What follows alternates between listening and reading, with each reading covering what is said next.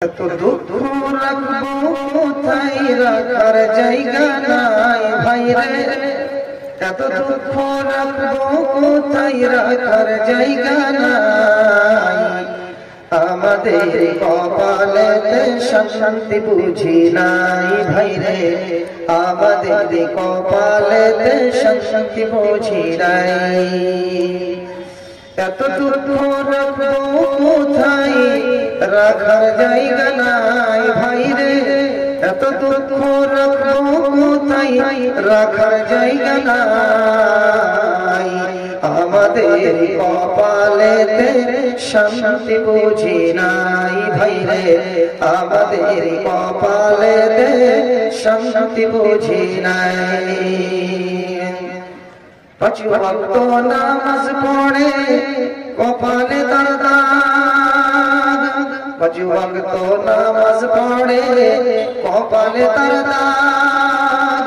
মক্কাতে যাইলাম আগে লাগায়া জিশান ভাই রে, চায়ের দোকানে বসে হাজির টেলিভিশন চাই ভাই রে, চায়ের দোকানে বসে হাজির টেলিভিশন চাই।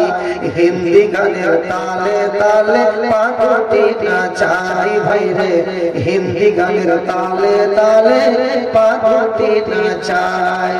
এত দুঃখ রাখবো কোথায় রাখার জায়গা নাই ভাই রে, এত দুঃখ রাখবো কোথায় রাখার জায়গা নাই। আমাদেরই কপালেতে শান্তি বুঝি নাই ভাই রে, আমাদের কপালেতে শান্তি বুঝি নাই। সুদে ঘুষে জীবন কাটে করে দুর্নীতি, এমন হয় যদি মসজিদের সভাপতি। সুদে ঘুষে জীবন কাটে করে দুর্নীতি, এমন হয় যদি মসজিদের সভাপতি।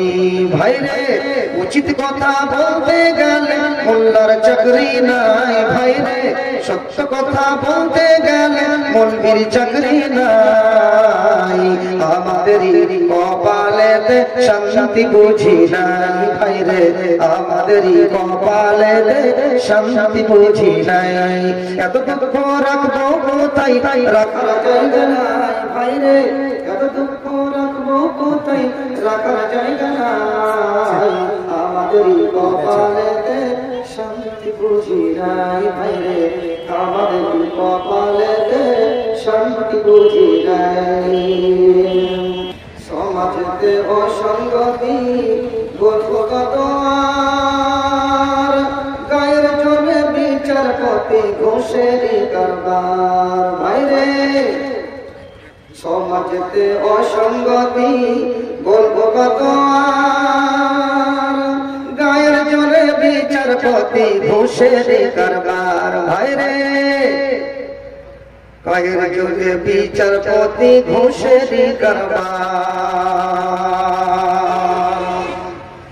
সত্য কথা বলতে গেলে, সত্য কথা বলতে গেলে মৌলবীর চাকরি নাই। আমাদের কপালেতে শান্তি বুঝি নাই ভাই রে, আমাদের কপালেতে শান্তি বুঝি নাই। এত দুঃখ রাখবো কোথায় রাখার জায়গা নাই ভাই রে, এত দুঃখ রাখবো কোথায় রাখার জায়গা নাই। আমাদের কপালেতে শান্তি বুঝি নাই ভাই রে, আমাদের কপালেতে শান্তি বুঝি নাই। লিল্লাহি তাকবীর। সর্বপ্রথমে আল্লাহর প্রশংসা, যিনি আল্লাহ আমাদেরকে জীবন দান করেছেন এবং মৃত্যু ঘটাবেন, সেই মহান আল্লাহর প্রশংসা। আমি আপনাদের সামনে আলোচনা করব, আল্লাহ ছাড় দেন কিন্তু ছেড়ে দেন না, আল্লাহ ছাড় দেন কিন্তু ছেড়ে দেন না। বিশ্বনবী জনাব মুহাম্মদুর রাসূলুল্লাহ সাল্লাল্লাহু তাআলা আলাইহি ওয়াসাল্লাম 11 হিজরি 12 রবিউল আউয়াল 63 বছর বয়সে তিনি দুনিয়া ছেড়ে ইহকাল ছেড়ে পরলোক গমন করলেন। ইন্না লিল্লাহি ওয়া ইন্না ইলাইহি রাজিউন। বিশ্বনবীর বয়স কত ছিল? 63 বছর বয়স এই বয়সে তিনি জীবনে কোনোদিন মিথ্যা কথা বলেননি, হারাম খাদ্য খাননি। মাইকের এমন করে আওয়াজ করে দিচ্ছে, বুঝলেন, এক লাইনে ঠিক টাইয়ের মানে রাস্তায় রাখেন আপনি আওয়াজটা, তাহলে ভালো লাগবে। তো বিশ্বনবী জনাব মুহাম্মদ রাসূলুল্লাহ সাল্লাল্লাহু আলাইহি ওয়াসাল্লাম 63 বছর বয়সে একেবারে এত খারাপ কিছু বুঝলেন যে কথা বলতে ইচ্ছে করেন। মাইক ঠিক আছে, মেশিন ঠিক আছে, কিন্তু চালাবার ঢংটা থাকতে হবে, বুঝলেন নাকি ভাই?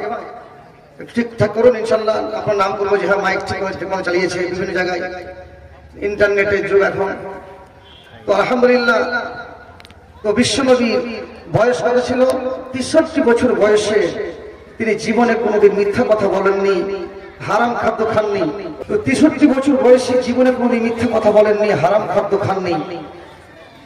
তিনি জীবনে যতদিন পর্যন্ত বেঁচেছেন, আল্লাহ হায়াত দারাজ করেছেন, এই 63 বছর বয়সে তিনি এই জীবন যাপন করেছেন।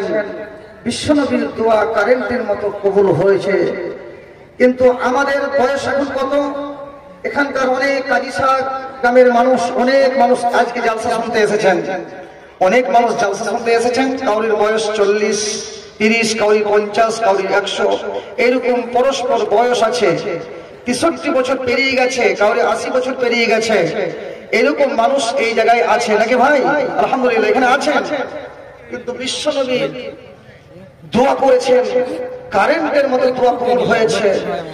আল্লাহর নবীর জামানাতে কাহাতসালি হয়েছিল, দুর্ভিক্ষ হয়েছিল, মানুষ গাছের পাতাগুলো খেয়ে খেয়ে গরু ছাগলের মতো শক্ত শক্ত পায়খানা লাভ হচ্ছিল। হিসাব করেছেন?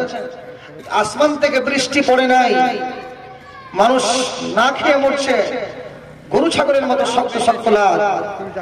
কুরাইশ আল্লাহর নবীকে বলছেন, নবী গো একটু দোয়া করে দেন, আসমান থেকে যেন পানি পড়তে শুরু করে।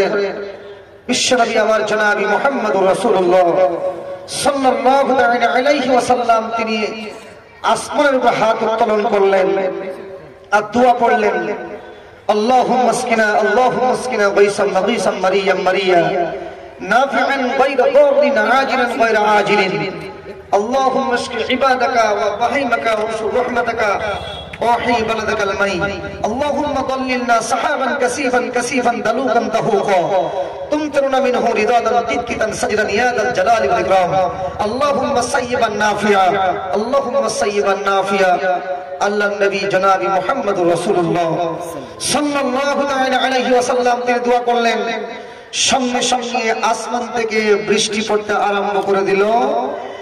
এক সপ্তাহ ধরে বৃষ্টি। কতদিন বৃষ্টি চলছে? এক সপ্তাহ ধরে বৃষ্টি হচ্ছে। যেমন 2000 সালের বন্যা এই আমাদের পাজিগ্রামের সাইডে হয়েছে, কুতুবপুর, ঝুলুমপুর, বরকতপুর, বাকিপুর, কচুবাড়ি, ঘুষকুর। কেন বক্সের আওয়াজ কমাচ্ছে কেন ভাই? না ঠিক আছে, এখন ঠিকই করতে আছে। তো ওই পাজিগ্রামের সাইডে এক সপ্তাহ ধরে 2000 সালের বন্যা হয়েছে, জানেন বৃষ্টি হয়েছে। বৃষ্টি কিন্তু বন্ধ হচ্ছে না, বৃষ্টি হতেই আছে। মানুষ মরেছে, হাঁস মুরগিগুলো মরেছে, গরু ছাগলগুলো মরেছে, ভাসতে ভাসতে ভাসতে ভাসতে সমুদ্রের দিকে চলে গেছে। ইতিহাস জানা আছে না নাই? জানা আছে তো? 2000 সালের বন্যাতে ওই মতো নবীর জামানাতেও এইরকম মানুষ কষ্ট পেয়ে কাহাতসালি দুর্ভিক্ষ হয়েছিল, বৃষ্টি নাই। আবার আল্লাহ নবী কুরাইশ বলছেন, আল্লাহ নবী গো একটু দোয়া করে দেন, এখন পানির প্রয়োজন, আর পানির প্রয়োজন নাই, যথেষ্ট পানি হয়ে গেছে, একটু দোয়া করুন। আল্লাহ নবীর সঙ্গে সঙ্গে দোয়া করলেন, আল্লাহুম্মা হাওয়ালাইনা ওয়ালা আলাইনা, আল্লাহুম্মা হাওয়ালাইনা ওয়ালা আলাইনা। আল্লাহ নবী দোয়া করলেন, সঙ্গে সঙ্গে আসমান থেকে বৃষ্টি বন্ধ হয়ে গেল। তাহলে চিন্তা করেছেন, নবীর জামানাতে বিশ্বনবীর দোয়া কারেন্টের মতো কবুল হয়েছে, এখন কেন আমাদের কবুল হচ্ছে না? কবুল হচ্ছে কিন্তু দেরিতে হচ্ছে। কেন? আমাদের শরীরকে আল্লাহ এই যে একটা মহামূল্যবান একটা সম্পদ দিয়েছেন আল্লাহ, পা থেকে মাথা পর্যন্ত যে একটা আল্লাহ এত সুন্দর আল্লাহ বড় নিয়ামত, এই নিয়ামতটা যদি হারিয়ে যায় তাহলে ইহকালও বরবাদ, পরকালও বরবাদ। ইহকালও বরবাদ, পরকালও বরবাদ। তাহলে আল্লাহ যে কত সুন্দর একটা নিয়ামত দিয়েছেন, এই নিয়ামতের শুকরিয়া আদায় করতে হবে। আমার আল্লাহ বলছেন, লাইন শাকারতুম লাআযীদান্নাকুম লাইন শাকারতুম লাআযীদান্নাকুম ওয়া লাইন কাফারতুম ইন্না আযাবী লাশাদীদ। আমার আল্লাহ বলছেন, বান্দারে আমার নিয়ামতের তোমরা শুকরিয়া আদায় করবে। আমি যে তোমাদেরকে নিয়ামত দিয়েছি, আমার আল্লাহ বলছেন এই নিয়ামতের শুকরিয়া আদায় করবে। আমি যে আল্লাহ তোমাদেরকে এই নিয়ামত দিয়েছি, এই নিয়ামতের শুকরিয়া আদায় করবে। যদি তোমরা আমার নিয়ামতের শুকরিয়া আদায় করো, তাহলে আমি আল্লাহ নিয়ামতটাকে আমি আরো বাড়িয়ে দেব। ওয়ালা ইন কাফারতুম ইন্না আযাবী লাশাদীদ। আর যদি আমার নিয়ামতের কুফরিয়া করো, শুকরিয়া আদায় না করো, কুফরি করতেই থাকো, আমি আল্লাহ জেনে রাখো ইন্না আযাবী লাশাদীদ, আমার আযাব অত্যন্ত কঠিন হবে, আমার আযাব অত্যন্ত শক্ত হবে। আমার আল্লাহ বলছেন, বান্দা আমি তোমাদেরকে দুনিয়াতে আমি ছেড়ে দিয়েছি, কিন্তু আমি ছেড়ে দেব না। আমি দুনিয়াতে তোমাদেরকে আমি ছেড়ে দিয়েছি, যেমন বাচ্চারা আকাশে ঘুড়ি উড়ায়, ঘুড়ি বুঝেন? ঘুড়ি গুড্ডি বলে, আমরা গুড্ডি বলি, আপনারা ঘুড়ি বলেন নাকি? ঘুড়ি তো ঘুড়ি উড়িয়ে দেয় আমরা বাচ্চারা, সুতোকে যাহা ঢিল দিয়ে দেই, আপনার ওই ঘুড়িটা আসমানে উঠতে থাকে। আমার আল্লাহ বলছে, আমি তোমাদেরকে এইভাবে আমি ছেড়ে দিয়েছি, আমি একটা টান মেরে দেব, ওয়ান্নার মাতওয়াল্লাহুম, এমন টান মেরে দেব এক টানেই আমার কাছে চলে আসবে। যতই তোমাদেরকে আমি ছাড় দিয়েছি, কিন্তু আমি ছেড়ে দেব না। আপনারা জানেন আমেরিকার মাটিতে যে আগুনটা লেগেছে, আমেরিকার মাটিতে যে আগুনটা লেগেছে, এই আগুনটা জাহান্নামের আগুন না দুনিয়ার আগুন? বলেন, জাহান্নামের আগুন, দুনিয়ার আগুন। জাহান্নামের আগুন হবে 3000 বছর পোড়াতে পোড়াতে পোড়াতে শেষ পর্যন্ত রংটা কালো হবে। যে আমেরিকার আগুনটা লেগেছে, ওই আগুনটা একদম কালো কালো শীত দেখে মনে হচ্ছে লাল টকটকে হওয়ার পরেও এবং কালো কালো কালো কালো শীত লাগছে চেহারাটা। এটা হলো আল্লাহর আযাব, এটা আল্লাহর ক্ষমতা। আল্লাহ বলছেন, আমার একটা পাওয়ার আছে, সুপার পাওয়ার। আমি আল্লাহ, আমি এমন একটা হুমকে মেরে দেব, একটা হুমকার মেরে দেব, একটা কুদরতি পাওয়ার দিয়ে দেব, একটা পাওয়ার এই পৃথিবী তছনছ হয়ে যাবে, ধ্বংস হয়ে যাবে। আল্লাহ চ্যালেঞ্জ কত মজবুত দেখেন। আল্লাহ বলছেন, বান্দা আমি ছাড় দিয়েছি, কিন্তু আমি ছেড়ে দেব না। আল্লাহ চ্যালেঞ্জ কেমন দেখেন। বিসমিল্লাহির রাহমানির রাহিম। কুল্লু নাফসিন যায়িকাতুল মাউত। আমার আল্লাহ বলছেন, বান্দারে প্রত্যেকটা প্রাণকে আমি আল্লাহ মৃতের স্বাদ গ্রহণ করাবো। আল্লাহ পারবেন কিনা বলেন? 2 নম্বরে আল্লাহ বলছেন, বিআই আরদিন তামুত, তোর মরার জমিনটাকে আমি ঠিক করে দিয়েছি, কোনখানে তুই মরবি সেই জায়গায় তুই চলে যাবি।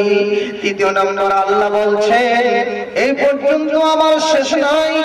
3 নম্বরে আল্লাহ বলছেন, লিকুল্লি উম্মাতিন আজাল হাত্তা ইযা জাআ আজালুহুম ফালা ইস্তাখিরুনা সাআতাও ওয়ালা ইস্তাকদিমুন।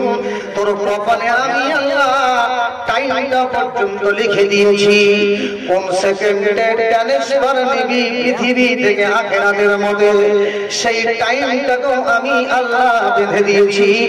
1 সেকেন্ড এদিক ওদিক করতে তোরা পারবে না। এরপরে আল্লাহ বলছেন, আমার চ্যালেঞ্জ দেখ। আল্লাহ তারপরে বলছেন, এই পর্যন্ত আল্লাহ, এই পর্যন্ত শেষ নয়। আমার আল্লাহ বলছেন, সব থেকে বড় চ্যালেঞ্জটা শুনেলে, ওমা হুম আনহা বিগাইবিন, ওমা হুম আনহা বিগাইবিন। আদম থেকে নিয়ে কিয়ামত পর্যন্ত যতগুলি তোরা জন্ম নিবি, আমি আল্লাহ সব কটাকে হাজির করব। একজনের ক্ষমতা নাই যে সেদিন থাকবো না বলে দিবি, কেউ অনুপস্থিত দেখাতে পারবে না। আমার আল্লাহ বলছেন, আমি একটা হুঙ্কারে আমি এক জায়গায় জমা করে দেব। এখন আমি তোমাকে ছেড়ে দিয়েছি, কিন্তু যখন আমার হুকুম হবে সেটা ছাড়া যাবে না। একটা হুঙ্কারে এক জায়গায় জমা হয়ে যাবে। আল্লাহ বলছে এখন ছেড়ে দিয়েছি, কিন্তু ছাড় দেবো না, ছাড়ের টাইম আসছে। আল্লাহ বলছেন একটা হুঙ্কারে এক জায়গায় জমা হয়ে যাবে, কেউ আগাতে পিছনে কেউ পারবে না। নারী হন, পুরুষ হন, শিক্ষিত অশিক্ষিত, শ্রমজীবী, রিক্সাওয়ালা, পাইলট, সাধারণ মানুষ হন, ছাত্র হন, মাস্টার হন, হাজি হন, গাজী হন, আমার আল্লাহ বলছেন বান্দা আমি একটা হুঙ্কার মেরে দেব, একটা হুঙ্কারে এক জায়গায় জমা হয়ে যাবে। যেমন প্রতিদিন জেলেরা পুকুরে মাছ ধরে, ধরে কি ধরে না? প্রতিদিন জেলেরা পুকুরে মাছ ধরে, আড়াইটের সময়, তিনটের সময়, ভোর দুটোর সময়, তিনটের সময়। এরা অনেকে বেনামাজি আছে, তারা নামাজ পড়ে না, কিন্তু পুকুরের মাছ ধরতে যায়। জেলেরা যখন পুকুরে মাছ ধরে, সমস্ত জাল যখন পুকুরে যখন মাছগুলোকে জালে ঘিরে ধরে রাখতে শুরু করে, আস্তে আস্তে টান মারতে শুরু করে, কিন্তু সমস্ত পুকুরের মাছকে জালে ঘিরে ধরে রাখতে পারে না। অনেক মাছগুলো লাফিয়ে চলে যায়, অনেক মাছগুলো গুজরিয়ে ওই পুকুরেই থেকে যায়। আর আমার আল্লাহ বলছেন বান্দা আমি আল্লাহ একটা হুঙ্কার মেরে দেব, একটা হুঙ্কারে এক জায়গায় আমার কাছে জমা হবে, এক জায়গায় জমা হবে। আল্লাহর চ্যালেঞ্জ কত মজবুত। আমার আল্লাহ বলছেন বান্দা আমি তোমাকে ছাড় দিয়েছি এই পৃথিবীতে, কিন্তু আমি ছেড়ে দেব না, একবার আমার কাছে আসতেই হবে। ভাইরা আমার, এই যে আল্লাহর এই পৃথিবীতে যে আমরা পৃথিবীতে এখন বাস করছি, আল্লাহর আযাব চারিদিকে আসতে শুরু করেছে। দেখেন বিভিন্ন জায়গা থেকে আল্লাহর আযাব আসছে। যে আমেরিকাতে যে আগুনটা লেগেছে, কিসের কারণে আগুনটা লেগেছে আপনারা ইতিহাস দেখেছেন? কারণটা হলো আগুনটা যে লেগেছে ওই জায়গায় আল্লাহর সীমা লঙ্ঘন করেছিল, বিশ্বাসঘাতকতা করেছে, বিভিন্ন রকমের অন্যায় অবিচার করেছে। ওই জায়গায় পাপে লিপ্ত হয়ে পাপের জায়গা আপনার লস অ্যাঞ্জেলসে যে জায়গায় আগুন লেগেছে, আল্লাহর আযাব এই জন্য আসেনি। বিশ্বনবীর প্রিয় স্ত্রী হযরত মাইমুনা রাদিয়াল্লাহু তাআলা আনহা তিনি হাদিসটি বর্ণনা করেছেন। রাসূলুল্লাহ সাল্লাল্লাহু আলাইহি ওয়াসাল্লাম বলেছেন, কি বলেছেন? লা তাযালু উম্মতি বিখাইরিন মা লাম ইয়াফশু ফীহিম ওয়ালাদুজ জিনা فإذا فشى فيهم ولد الزنا فأوشك أن يعمهم الله بعذاب।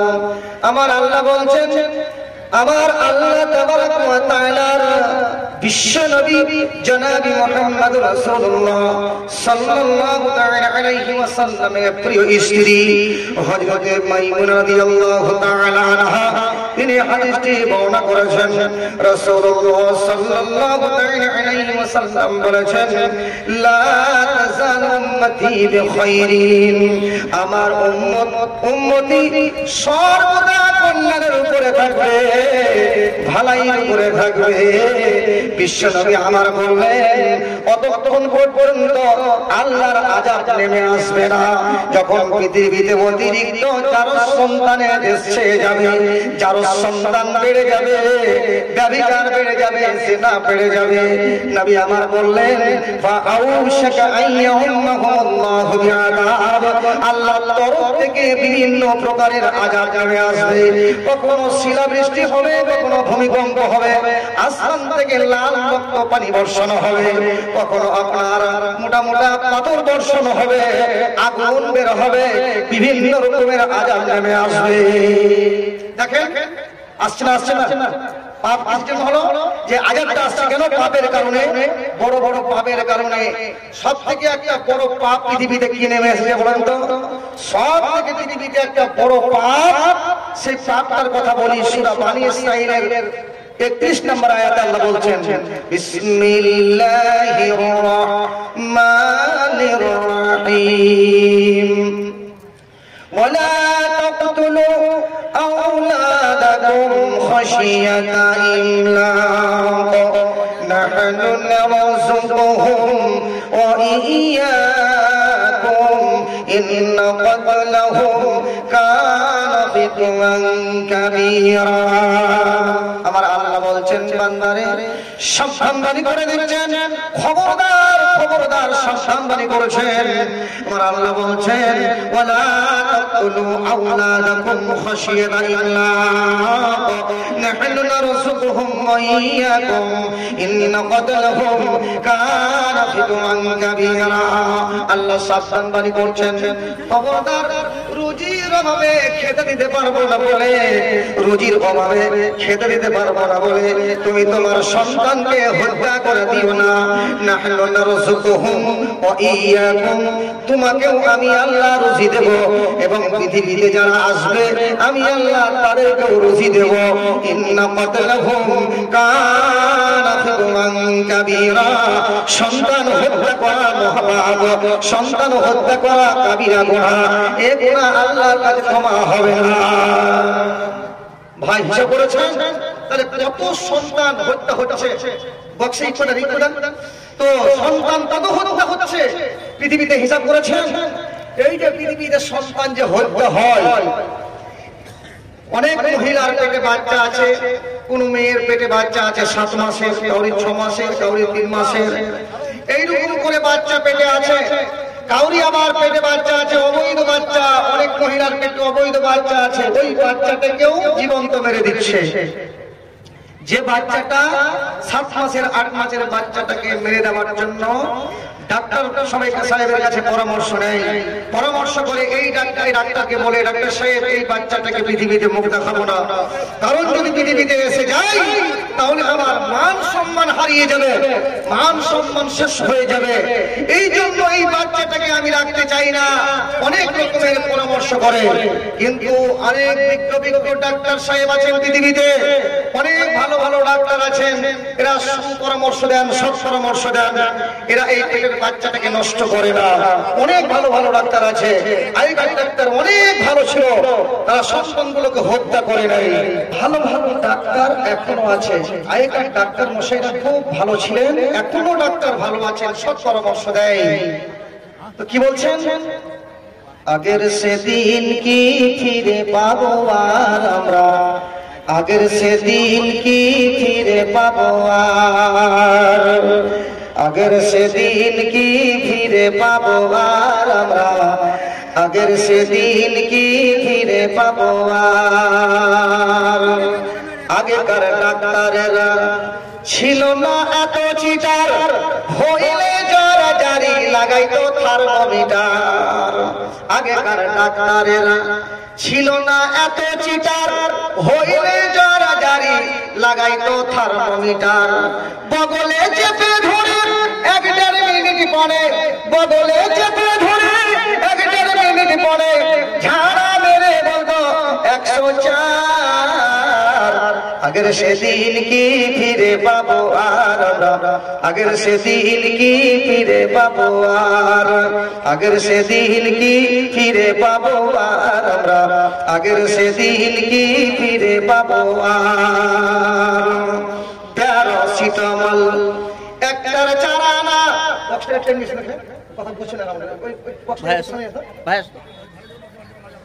প্যারাসিটামল একটার চারানা, ঔষধ দিয়ে বলতো বেশি খাবানা। প্যারাসিটামল একটার চারানা, ঔষধ দিয়ে বলতো বেশি খাবানা। জ্বর একটু বেশি হলে কঠাইম দিয়ে দিলে, জ্বর একটু বেশি হলে কঠাইম দিয়ে দিলে ভালো হয়ে যেত 1-2 দিন পর, জ্বর ভালো হয়ে যেত 1-2 দিন পর। আগের সেদিন কি ফিরে পাবো আমরা, আগের সেদিন কি ফিরে পাবো আর, আগের সেদিন কি ফিরে পাবো আর আমরা, আগের সেদিন কি ফিরে পাবো আর। হাতুড়ের ডাক্তারদের ছিল হাতে যশ, রুগী এলে বলতো আমার পাশে বস। হাতুড়ের ডাক্তারদের ছিল হাতে যশ, রুগী এলে বলতো আমার পাশে বস। বলি তো রোগের কথা, উল্টা তো চোখের পাতা, উল্টা তো চোখের পাতা, বলি তো রোগের কথা। ভিসতে লাগতো না, ছিল না যে